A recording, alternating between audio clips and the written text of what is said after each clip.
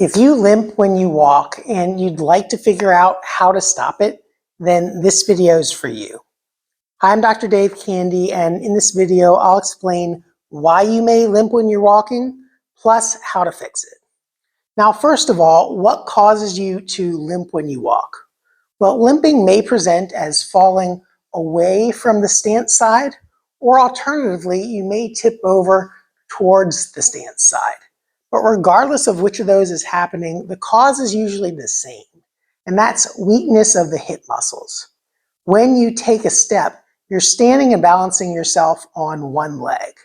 The axis of rotation is at your hip joint here, but your center of gravity is in the midline of your body.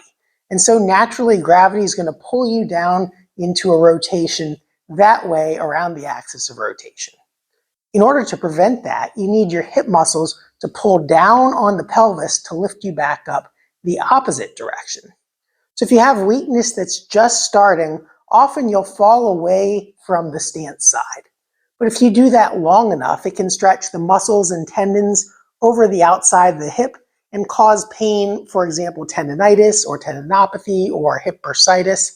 All of those can be caused by that motion of limping. Now, your brain is pretty smart, and it figures out that it hurts to walk like that.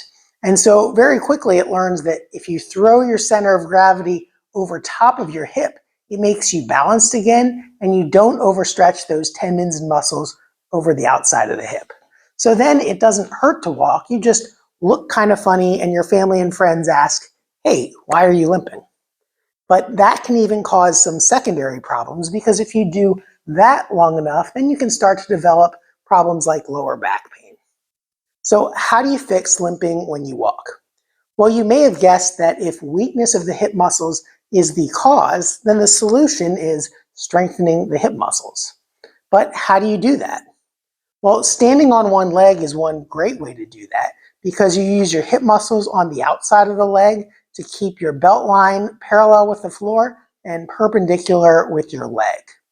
Now you can add to that by doing stepping motions with the opposite foot to make it more like you're taking a step. But if you already have some weakness with those muscles, you may find it difficult even just to balance on one leg and stay steady without doing stepping motions.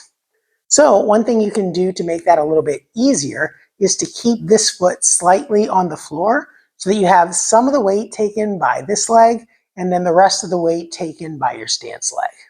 Then if you want to add the stepping motion, just slide your foot back and forth across the floor, where you still have this for a little bit of a balance point, even though this one is bearing most of the weight. If you have a floor that's slick like this, you can slide, or you can put a towel underneath your foot if your shoe won't slide. Now, if you need further support, you can hold on to a piece of furniture or hold on to a cane to help give you extra support to prevent you from tipping over sideways.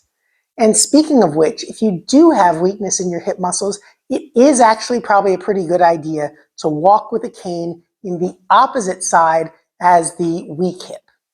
And many people have issues with walking with a cane because they think it'll actually make them weaker. They think if they use a cane, they'll become dependent on a cane and then have to use the cane for the rest of their life.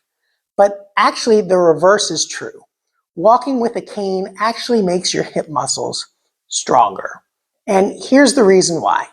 Imagine you were strong enough to lift a weight like this over top of your head, but this was the maximum amount that you could do safely. Now imagine someone handed you a weight like this and asked you to lift it over your head. Well, you may say, "No, I wouldn't do that. I can't do that safely. I'll get hurt." Now, you may be able to cheat and use your legs to push it up over top of your head, but you're not actually making the muscles stronger. You're just using other things to help move the weight.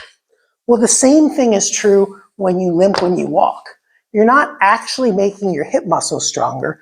You're just compensating by using other body parts. So the muscles that are already strong enough get stronger, and the muscles that are weak continue to get underused. So by walking with a cane, you use just as much force through the cane as you need to help your hip muscles out so that you can walk successfully with a normal pattern without limping. And the longer you use the cane, the stronger your hip muscles get, which means you need to put less and less force through the cane until eventually your hip muscles get strong enough that you don't need to use the cane anymore, and your brain has learned a proper walking pattern rather than a dysfunctional limping pattern. Now, if you'd like to learn how to fit a cane properly, plus some tips to walk with a cane, check out this video over here, or for more hip strengthening exercises, check out this video down here. But before you go, if you found this video helpful, make sure to give it a like and subscribe to our channel so you can get notified of our future videos.